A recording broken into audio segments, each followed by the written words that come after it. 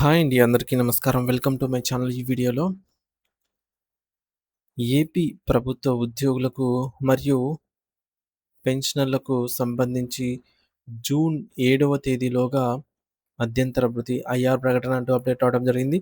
So, దీనికి సంబంధించిన పూర్తి వివరాలు ఈ వీడియోలో తెలుసుకుందాము. వీడియో అయితే ఎక్కడే గాని స్కిప్ చేయకుండా ఎండ్ వరకు చూసేయండి. అప్పుడే ఇన్ఫర్మేషన్ పూర్తిగా అర్థమవుతుంది. అలాగే వీడియో చూస్తున్న ప్రతి ఒక్కరు వీడియోకైతే లైక్ చేయండి ఫ్రెండ్స్.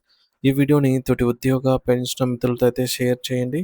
కొత్తగా మన ఛానల్ చూస్తున్నవారు ఇంకా ఎవరైనా సబ్స్క్రైబ్ చేసుకోకపోతే వెంటనే మన ఛానల్ అయితే సబ్స్క్రైబ్ చేసుకోండి. సబ్స్క్రైబ్ చేసుకోవడం వల్ల నేను చేసే ప్రతి ఒక్క వీడియో మీ వరకు రీచ్ అవుతుంది.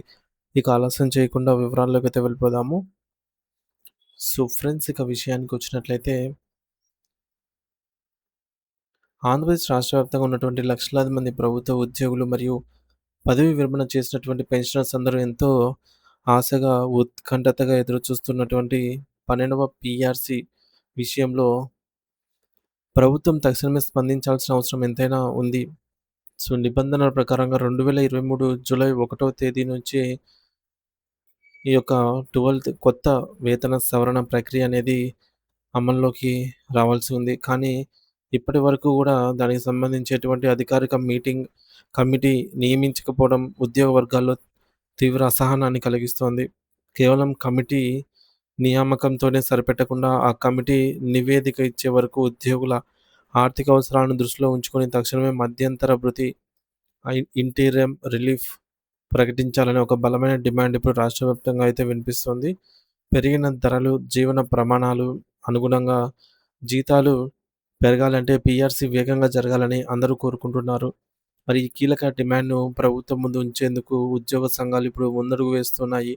ముఖ్యంగా ఏపీ జేఏసీ అమరావతి రాష్ట్ర కమిటీ చైర్మన్ బొప్పరాజు వెంకటేశ్వర్లు గారు అయితే ప్రభుత్వంపై ఒత్తిడి పెంచుతూ తక్షణమే ఐఆర్ ప్రకటించాలని చెప్పేసి బహిరంగంగానే డిమాండ్ చేశారు.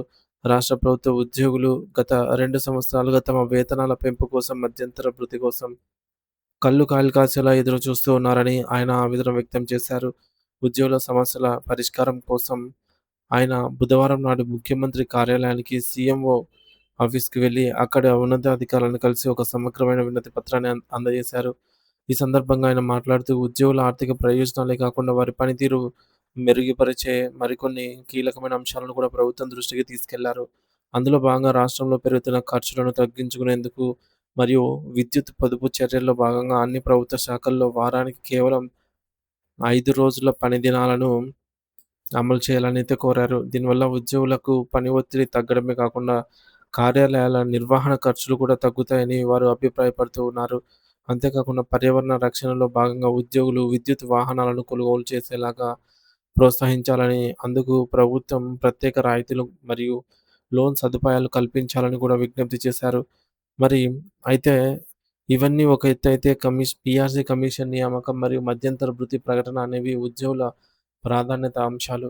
ఈ అంశాలపై చర్చించేందుకు మరియు భవిష్యత్ కార్యాచరణను రూపొందించేందుకు జూన్ 7వ తేదీన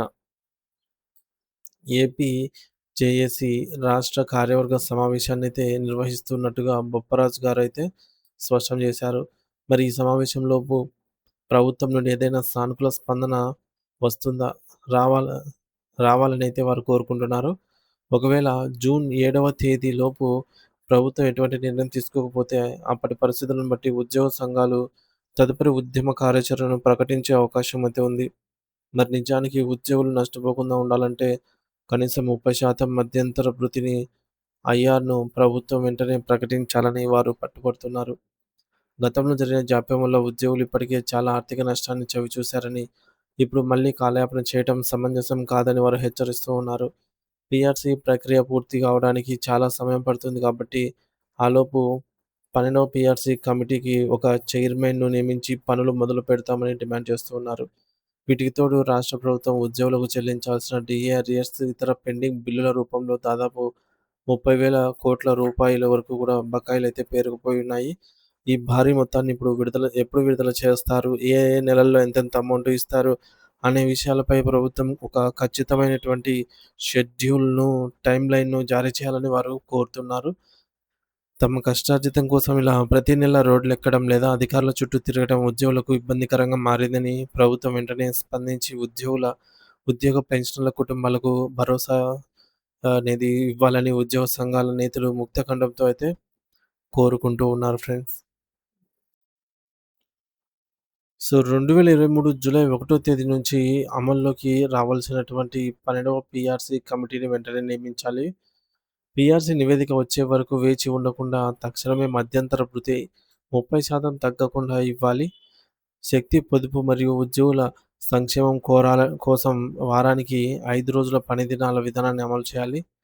ఎలక్ట్రానిక్ వాహనాల కొనుగోలుపై ఉద్యోగులకు ప్రత్యేక రాయితీలు మరియు ప్రోత్సాహకాలు అందిస్తామని జూన్ 7వ తేదీ లోపల ఈ యొక్క పీఆర్‌సీ మరియు ఐఆర్‌పై ప్రభుత్వం స్పష్టత ఇవ్వాలని జేఏసీ నేత గడువు విధించింది జేఏసీ. ఈ విధంగా ఈ డీఏ అరియర్స్ మరియు ఇతర పెండింగ్ బిల్లుల రూపంలో దాదాపుగా ఒక 30,000 కోట్ల రూపాయలు బకాయిల విడుదలకు షెడ్యూల్ అయితే ఇవ్వాలి. మరి ఫ్రెండ్స్, ఈ అంశం యొక్క సారాంశం ఏమిటంటే, ఆంధ్రప్రదేశ్ ప్రభుత్వ ఉద్యోగులు మరియు పెన్షనర్లు తమ 12వ వేతన నియామకం మరియు 30% మధ్యంతర భృతి ఐఆర్ ప్రకటన కోసం ప్రభుత్వంపై ఒత్తిడి పెంచుతూ ఉన్నారనమాట. AP JAC Amaravati chairman Bopparaju Venkateshwar గారు కూడా జూన్ 7వ తేదీనే డెడ్‌లైన్‌గా పేర్కొంటూ అదనపు సమస్యలను సమస్యలపై స్పష్టత ఇవ్వాలని కోరారు. వేతన సవరణతో పాటుగా 15 రోజుల పని దినాలు, ఈవీ వాహనాల రాయితీలు మరియు 30,000 కోట్ల రూపాయల పెండింగ్ బకాయిల చెల్లింపు వంటి కీలక డిమాండ్‌లు ఈ మేరకు ప్రభుత్వం ముందు ఉంచారన్నమాట. ప్రభుత్వం ఈ మేరకు స్పందించిన యెడల ఉద్యోగ